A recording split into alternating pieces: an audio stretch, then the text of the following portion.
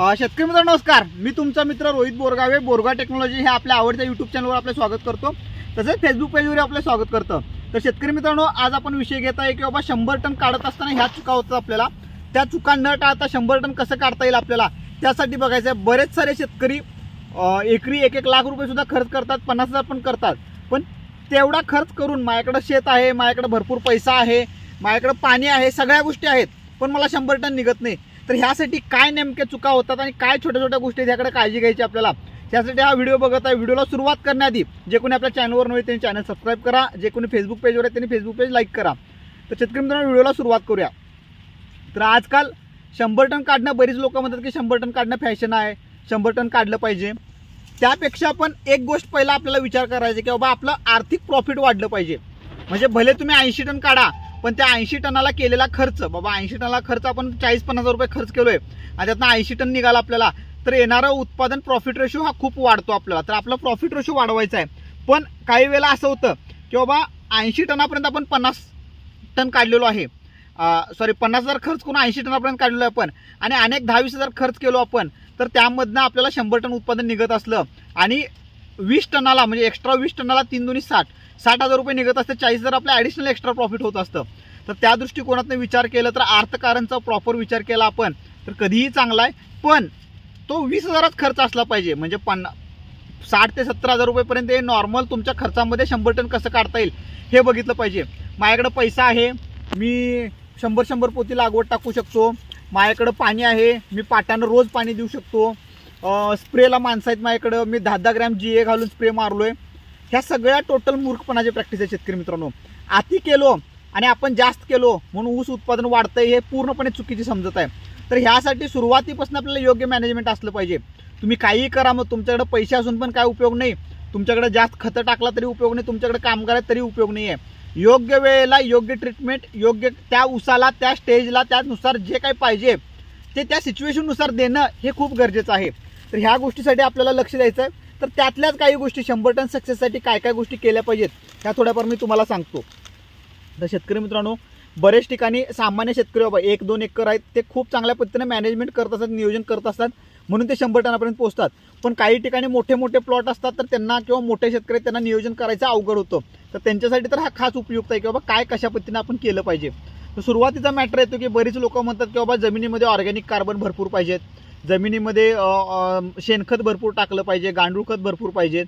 तर हे शेतकरी मित्रांनो, आत्ताच्या सिच्युएशनला जर का बघायचं म्हटलं तर एवढं शेणखत पण अवेलेबल नाही आहे, शेणखताची कॉस्ट आपल्याकडे अवेलेबल नाही आहे. तर ह्या गोष्टीसाठी आपण काय करू शकतो, पॅरलल पर्यायी मार्ग काय आहेत आपल्याकडं. तर शेतकरी मित्रांनो, ह्याला पॅरलल म्हटलं तर आपण जे कारखान्यातनं मळी मिळतं तर त्या मळीचा वापर करू शकतो. ह्याच्यामुळं थोड्या जमिनीमध्ये आपल्याला सॉईल बायोलॉजी सुधारायला खूप चांगली मदत होऊ शकते. तर त्या गोष्टीचा आपण वापर केला तरी चालू शकतं. किंवा पॅरलल बाबा कारखान्याची राख असते ती सुद्धा खूप चांगलं काम करत असते, त्यामध्ये थोड्या प्रमाणात पोटॅश असतात, किंवा डिस्लरी वेस्ट ज्यामध्ये पोटॅश जास्त असतं ते जरी वापरलो आपण तरी चालू शकतो. पण ज्यांच्याकडे शेणखत आहे त्यांनी शेणखत टाकलं तरी चालतं, पण एवढ्या मोठ्या प्रमाणामध्ये शेणखत अवेलेबल नसतं शेतकरी मित्रांनो आपल्याला. तर त्यासाठी तुम्हाला जे काही सिच्युएशननुसार अवेलेबल होतं तर त्याचा वापर करून आपण जाणं पुढे महत्त्वाचं आहे. पण हे पूर्ण तुम्हाला 8-10 वर्ष रोटेशनमध्ये जायला पाहिजे. म्हणजे तुम्ही आज टाकलाय शेणखत आणि त्याचा तुम्हाला लगेच ह्या वर्षी त्याचा रिझल्ट मिळाला पाहिजे असं पण आपण काय म्हणू शकत नाही, कारण का सॉईल बायोलॉजी तयार व्हायला थोडा वेळ जातो, तेवढं हे जातं. मग ह्याला पॅरलल आपण काय करू शकतो, तर ह्याच्या पॅरलल आपण ताग ढेंच्या ही पिकं लावू शकतो. 2-3 महिन्यामध्ये ताग ढेंच्या पिकवून ते गाडलो तरी ग्रीन मॅन्युरिंग चांगलं होतं आणि त्याच्यापासून पण आपला चांगला फायदा त्यामध्ये आपल्याला मिळून जातो. तर शेतकरी मित्रांनो, ही एक गोष्ट करायचं आहे. ह्याच्या पॅरलल बाबा ॲडिशनल सॉईल बायोलॉजी सुधारायला आपल्याला बॅक्टेरियाचा वापर करू शकतो. तो पुढं पॉईंट घेणार आहे मी आपण आता. तर आता ही झाली पहिली गोष्ट. दुसरी गोष्ट काय आहे की बाबा मग ह्यातलं काहीच करत नाही. आता बरेच ठिकाणी आपण शेतकऱ्यांचं बघतोय की ह्यामधलं काही करत नाही बाबा, शेणखत टाकत नाही, गांडूळ खत टाकत नाही. कुठं तर दुकानात 2 बॅगा निंबोळीच्या दिल्या की किंवा 2 बॅगा हार्वेस्टरच्या दिल्या की आपण टाकलो म्हणतो. तर एवढ्यावर तुमच्या जमिनीची भूक भागणार नाही, ही पहिली गोष्ट आपल्याला डोक्यात घ्यायची आहे. त्यानंतर पुढची गोष्ट की बाबा सगळ्यात महत्त्वाचं गडबड करतो आपण ऊस लावायला, की बाबा ऊस लावायचा आहे डोक्यात. ठीक आहे, तुम्ही प्युअर शेतकरी असला तर तुम्ही ह्या गोष्टी केल्या पाहिजेत, पण तुमचा व्यवसाय हा साईड बाय साईड सिटीकडे बघता तर त्या लोकांनी ह्या गोष्टी केल्या तर चालतील की बाबा हा आता मला जाग आली, मी लगेच लावणार आहे ऊस यावर्षी, रोपं कुठं मिळाली, मी फोन केलो, रोपं घेतलो, लावलो. पण शेतकरी मित्रांनो, तुम्ही जर का ऊस लावायचं आहे तुम्हाला आणि तुम्ही स्वतः सगळ्या गोष्टीचं नियोजन करत असला तर प्रॉपर प्लॅनिंग आपलं पाहिजे. तर ह्या वर्षी मला ऊस लावायचा आहे, तर माझ्या कुठल्या मित्राचा ऊस चांगला आहे तो ऊस बघून ठेवणे, ते ऊस काढून त्याचे रोपं तयार करून घेणे आणि मग आपल्या शेतामध्ये लावणं ही योग्य पद्धत आहे. आपण काय करतो की 11th हाऊसला जागा होतो, मग हे कारखाना द्यायला आहे, तो कारखाना द्यायला आहे, ह्या नर्सरीत तेवढा आहे, त्या नर्सरीत तेवढा आहे, मी त्यांचं घेतो, ह्यांचं चांगलं बघितलेलो, रोपं आणतो, मग त्यात गवताळ आलं, त्याची वाढ चांगली झाली नाही, कोण स्वस्त रोपं देते. शेतकरी मित्रांनो, किती पैसे वाचून वाचतात आपल्याला रोपा मागं, किंवा तुमचं 10-20 पैसे वाचता आणि तुम्ही ह्याचा विचार करता. पण क्वालिटी खूप मॅटर करतं, कारण का ज्या वेळेला रोपं चांगले घेऊ आपण त्याच वेळेला पुढे ऊस पण त्याचा चांगला होणार असतो. त्यामुळे ह्या गोष्टीकडे स्पेशली आपल्याला लक्ष द्यायचं आहे प्रॉपर. तर जास्तीत जास्त ज्यांना कुणाला शक्य आहे त्यांनी शुगर केन नर्सरीचा वापर करू शकतो तुम्ही, किंवा कांड्या आणून कांड्या पुरून मातीमध्ये ते जरी लावला तरी चालू शकतात, म्हणजे कॉस्ट वाचवायचे आहेत. तर पण त्याला वेळ काढून प्रॉपर हे थोडं मॅनेजमेंट करणं गरजेचं आहे आपल्याला. प्रॉपर जर का तुम्हाला पहिल्यापासून व्यवस्थित करायचं असलं तर. हा झाला पहिला मुद्दा. दुसरा मुद्दा, 2 ओळीतलं अंतर बरोबर 4.5 ते 5 फूट असलं पाहिजे. तुम्ही कशा पद्धतीने करताय ते पण महत्त्वाचं आहे. 6 फुटाला करणार आहे, 8 फुटाला करणार आहे, जोड ओळ करणार आहे, कशाही पद्धतीने करा तुम्ही, पण 2 ओळीतलं अंतर तुमचं बरोबर बऱ्यापैकी 4.5 ते 5 फूट पाहिजे आणि 2 रोपातलं अंतर 2 फूट पाहिजे. हे का, तर तुम्हाला मी वारंवार सांगतो की बाबा 6,000 रोपं बसली आपली, तर त्याला 8 फूट मिळालं तर 48,000 ऊस तयार होतो आपल्या शेतामध्ये, आणि एक ऊस 2.5 किलो झाला तर 100 टनापर्यंत जातो आपण. पण हे 2.5 टन ऊस व्हायला आपल्याला 35, 40, 50 पर्यंत कांड्या आपल्याला न्यावे लागतात. तर हे वातावरण, त्यातलं आतलं क्लायमेट, सगळ्या गोष्टी डेव्हलप होणं पण गरजेचं असतं. तर त्यासाठी महत्त्वाचं आहे की बाबा संख्या नियोजन होणं. तर संख्या नियोजनासाठी तुमचं 2 ओळीतले अंतर व्यवस्थित प्रॉपर ठेवणं, त्याचं रोप चांगलं तयार करून घेणं, रोप त्या क्वालिटीचं असणं, ह्या गोष्टी पण महत्त्वाच्या. तर ह्यासाठी ह्या गोष्टी करा. तर ह्याच चुका होतात आपल्या, गडबड करतो आपण, कुठं स्वस्त मिळते, काय मिळते, मला ह्यो सांगितलं, मला तो सांगितलं. त्यापेक्षा तुम्ही वैयक्तिक अभ्यास करा, तुम्ही वैयक्तिक प्लॉट बघा, प्लॉट कसा आहे, चांगला आहे, हेल्दी आहे, पेऱ्यातले अंतर चांगलं आहे, साईज चांगला आहे, या सगळ्या गोष्टीचं ऑब्झर्वेशन करून मगच आपण त्या गोष्टी घ्यायचे. हा झालं रोप लावण्यापासून. आता सगळ्यात महत्त्वाचं की शेतकरी मित्रांनो, ज्यांना कुणाला शक्य आहे, ज्या कुणाची शेतं बाबा नदीकडेला आहेत किंवा ते ठीक आहे, त्यांना ड्रीपचं शक्य नाही आहे, पण जेवढं काही तुम्ही जिथं जिथं काम करताय, की माळरान असू दे तुमचं किंवा कसं क्षेत्र आहे अवेलेबल, तर तुम्ही ड्रीपवर जावा. शेतकरी मित्रांनो, आज 2024ला जाणार आपण, आज 2023ला आहे शेवटच्या महिन्यामध्ये, पण पुढच्या महिन्यापासून 2024 मध्ये जाणार आपण. तर ॲडव्हान्स टेक्नॉलॉजी इतकी पुढे आलेली आहे आपण, की जुन्या गोष्टीमध्ये आपल्याला राहायचं नाहीये. आता मी पुढे पाणी नियोजनाला पण येणार आहे, पण जेवढं ड्रीपवर आपण करू तेवढं खूप आपल्याला फायदेशीर आहे. त्यातल्या त्यात डबल ड्रीप केला तर अतिशय चांगला आहे, पण डबल ड्रीप कुणाला शक्य नसतं जास्तीत जास्त, पण सिंगल ड्रीप अतिशय चांगला आहे. कारण का ऊसाला जेवढं पाणी नियोजन जेवढं महत्त्वाचं आहे त्यापेक्षा दुसरं काहीच नाहीये. मी पुढे मुद्दा कव्हर करणार आहे तो, पण तुमचं ड्रीप पाहिजे महत्त्वाचं. विदाऊट ड्रीप तुम्ही कोणीही करू नका. आता ह्यातून काय जास्त बोलणार नाही, त्याचे फायदे वगैरे ते काय मला बोलत बसायचे नाही, पण ड्रीप मस्ट आहे. पण जिथं शक्य नाही आहे तिथं तुम्ही पाटपाणीच वापरा, कारण का नदीकडेला आहे तुमचं, चोकोप होतात, हे होतात, पण त्यामध्ये आपल्याला एवढं शक्य नाही आहे की प्रॅक्टिस करणं व्यवस्थित. पण योग्य प्रॅक्टिस करायला आपल्याला ड्रीप नियोजन हे खूप फायद्याचं आहे. तर तुम्ही ड्रीप नियोजनच करा, त्याद्वारे आपल्याला व्यवस्थित करता येतं. आता ह्याच्या पुढे जाऊन बघितलं आपण शेतकरी मित्रांनो, तर त्याला प्रॉपर आळवणी करणं महत्त्वाचं आहे. पूर्वीच्या काळी शेतकरी मित्रांनो, पहिला आपण बेसल डोस घालत होतो, ऊस लावत होतो आपण, बाकी सगळ्या गोष्टी करत होतो. पण टेक्नॉलॉजी ॲडव्हान्स आली आहे शेतकरी मित्रांनो. क्लोराईड फॉर्म, ऑक्साईड फॉर्म, त्यानंतर आता chloride form, sulphur form, oxide form आलेला आहे आता. त्यामुळं सुरुवातीच्या काळात प्रॉपर आळवणी करून आपण त्याचे फुटवे घेतले प्रॉपर, आणि सुरुवातीपासून जरा जरा भर लावत प्रॉपर मोठी भरणी केलो तर हे कधीही चांगलं असतं रोटेशनमध्ये जाणं. तर शेतकरी बरेच गडबड करतात, बेसल डोस टाकलेला मी, बाकी सगळ्या गोष्टी केलतो, ह्या गोष्टी जुन्या गोष्टीमध्ये हे करतात. बऱ्याच शेतकऱ्यांचं काय होतं की ॲडव्हान्स टेक्नॉलॉजी ॲक्सेप्ट करायला थोडं मागं पडतात, की बाबा नाही हे होतच नाही, आम्ही असंच करतो, अजून 1 पण पोतं लागवड टाकलं नाही, 10 पोती लागवड टाकायला पाहिजे, 20 पोती लागवड टाकायला पाहिजे. हे खूप जुन्या टेंडन्सी आहेत तुमच्या, तर ह्या राहायला पाहिजेत. अजून एक मी काय बघतो शेतकरी मित्रांनो, की तुम्ही पर्याय शोधत नाही, की बाबा हा समजा अमुक हे औषध इथे मिळतं तर ते घ्यायला पाहिजे. तुम्ही काय करताय की त्याला ऑप्शन काय आहे, किंवा बाबा ठीक आहे ऑप्शन असू शकतो, आता 19-19 वापरायचं तर कुठेही ते 19-19 सेम एका कंपनीचं मिळणार नाही, पण काही औषधं महत्त्वाची असतात तर ती वापरणं महत्त्वाचं आहे. नाहीतर काय करतो आपण की नॉर्मल आपण जायचं, ह्या दुकानात जायचं, हे टाकायचं आहे, मग त्यांनी त्यांच्या पद्धतीने जे टाकणार, ही तर थोडं आपलं सगळं गफलत होते. ह्याला जिद्द चिकाटीनं आपण लावून पहिल्यापासून तग धरून जर का गेलो त्या मागं, तर 100% आपल्याला 100 टनाच्या पेक्षा कमी देत नसतं. तर आळवणी प्रॉपर केली पाहिजे, 3 ते 4 आळवणी केले पाहिजेत, फुटवा काढला पाहिजे, जीटी काढून घेतला पाहिजे मेन. कारण का जीटीचं महत्त्व काय आपल्याला काढायचं, की बाबा जे मेन ऊस आहे ते जास्त खात असतं, बाकीच्या ऊसांना पोषण देत नसतं. संख्या नियोजन होत नाही प्रॉपर, एक समान ऊस होत नाही, एक उंच बाकी कमी जास्त होतात. तर या सगळ्यासाठी आपल्याला जीटी काढणं हे महत्त्वाचं आहे. जीटी जेवढं लवकर काढू आपण, 20-25 दिवशी जीटी काढलो, व्यवस्थित परत फुटवे आले आपल्याला आणि ह्या सगळ्या फुटव्याला बरोबर ताकद लागली चांगली तर एकसारखं एकदम छान काम होऊन जातं. तर त्यासाठी ती गोष्ट करणं खूप गरजेचं आहे.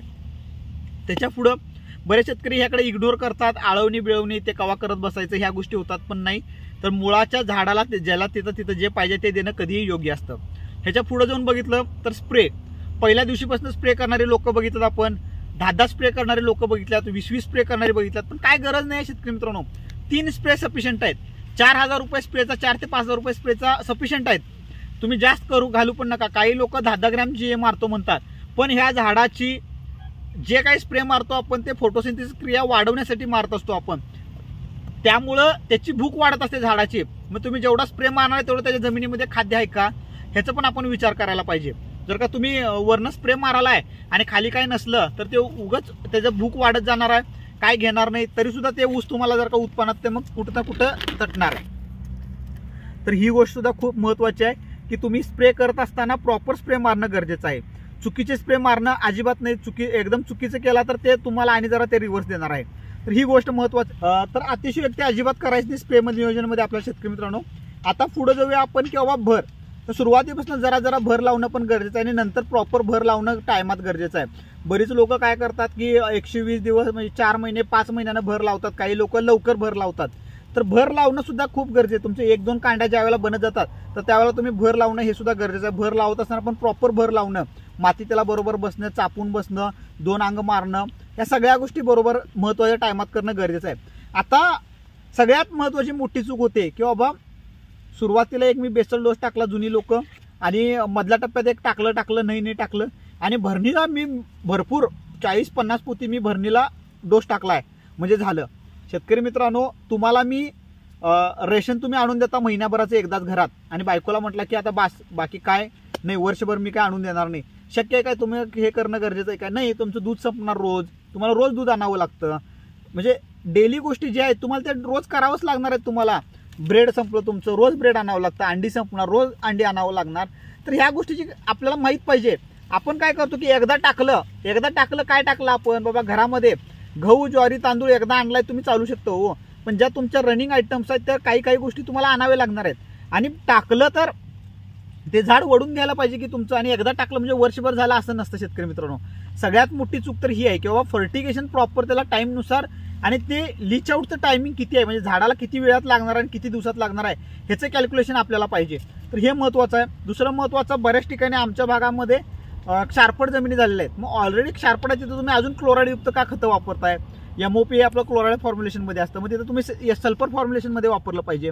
ह्या गोष्टी पण खूप गरजेचं आपल्याला माहीत असणं. तर ह्या गोष्टीचा तुम्ही अभ्यास करा, प्रॉपर खत नियोजनचं मॅनेजमेंट बघा. मी भविष्यात आणि पुढं देणारच आहे की बाबा खत नियोजन कसं करायचं असतं आपल्याला. तर प्रॉपर खत नियोजन करणं हे खूप गरजेचं आहे.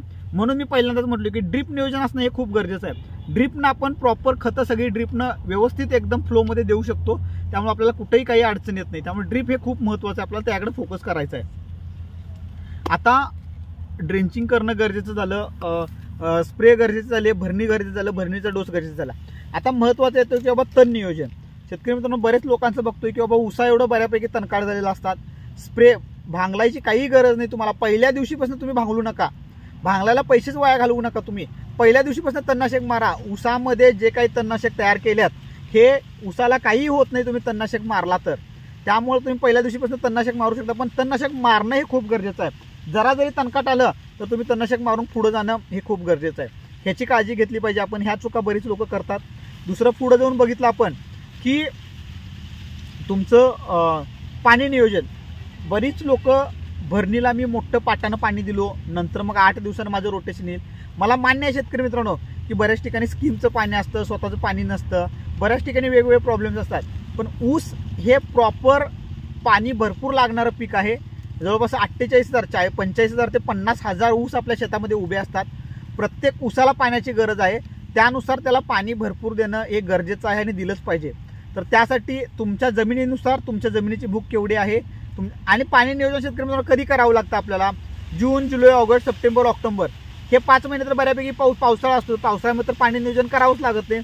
पण राहिलेले 7 महिने आपल्याला पाण्या नियोजनावर काम करावं लागतं. न थंडी आहे म्हणून कोण पाणी देत नाही, थंडी जरी असलं तरी पाणी द्यावं लागतं शेतकरी मित्रांनो. आता ॲडव्हान्स टेक्नॉलॉजी एवढं पुढे गेल्यात की बाबा शेतावर आपण मोटर बसवू शकतो, मिस कॉल दिल्यावर चालू होतं, मिस कॉल दिल्यावर बंद होतं.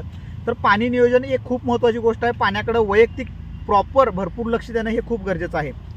ह्याच्या पुढे जाऊन बघितलं आपण तर ड्रीप स्वच्छ करणं, ज्यांचे ड्रीप आहेत त्यांना एक 2-3 महिने झाले की ड्रीपमध्ये गाळ सतत असतं, पुढं फ्रंटला काही गोष्टी येत असतात. तर त्यामुळे ड्रीप स्वच्छ करणं हे सुद्धा गरजेचं आहे. ह्या गोष्टीकडे सुद्धा तुम्ही काळजी घेणं गरजेचं आहे. ह्या चुका पण होतात. आता पुढे जाऊन म्हटलं तर थंडीमध्ये जशी जशी तुमची थंडी पडते, जसं जसं पावसाळा असतो तर त्यामध्ये युरिया सोडायचा नसतो आपल्याला नायट्रोजन फॉर्ममधला, तर सल्फेट फॉर्ममधला अमोनियम सल्फेट सोडायचा असतो. तर ह्या गोष्टीची पण काळजी घ्या. म्हणजे छोट्या छोट्या ज्या काही गोष्टी आहेत तर ह्या सगळ्या गोष्टी तुम्ही शिकलं पाहिजे आणि त्या गोष्टी केल्या पाहिजेत. आता ह्या सगळ्यामध्ये अजून एक सगळ्यात महत्त्वाचं की बाबा संख्या नियोजन करणं. आता हिथं जरी एवढ्या संख्येमध्ये बघितलं तरी हिथं सुद्धा फुटवे जास्त झालेले आहेत थोडे नकळत. मग ह्यामध्ये जे काही हे छोटे छोटे पिल्ली आहेत, आता हे छोटं पिल्ली आहे, हे छोटं पिल्ली आहे, तर हे काय पूर्ण वाढणार नाही. आता हे मी काढलं तुम्हाला, हे पूर्ण वाढणार पण नाही, पण उगाच जरा जरा खात बसेल, म्हणजे आपल्या चांगल्या ऊसाचं अन्न खात बसतं. तर हे सगळं काढून घेणं. पाला सगळा काढला नाही तरी चालू शकतो तुम्ही, की थोडा 4-5 पेऱ्यापर्यंत पाला काढला तरी चालू शकतो.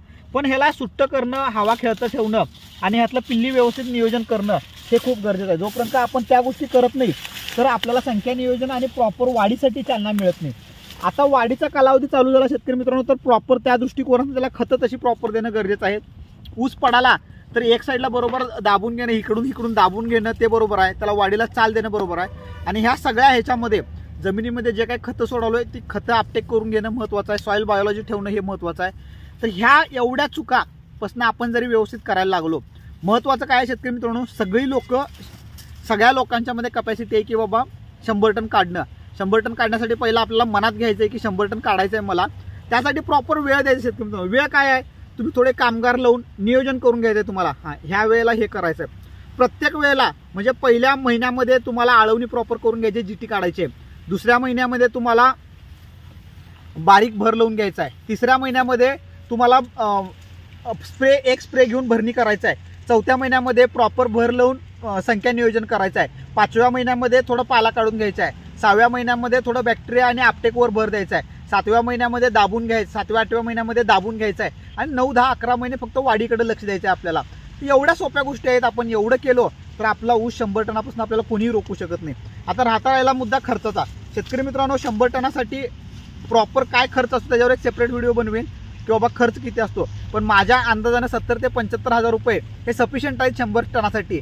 पण ह्याचं योग्य नियोजन पाहिजे. बाबा 75,000 रुपयाचं डिवायडेशन पाहिजे की मी आळवणीला किती आहे, भरणीला किती आहे, टोटल खताला किती घालणार आहे.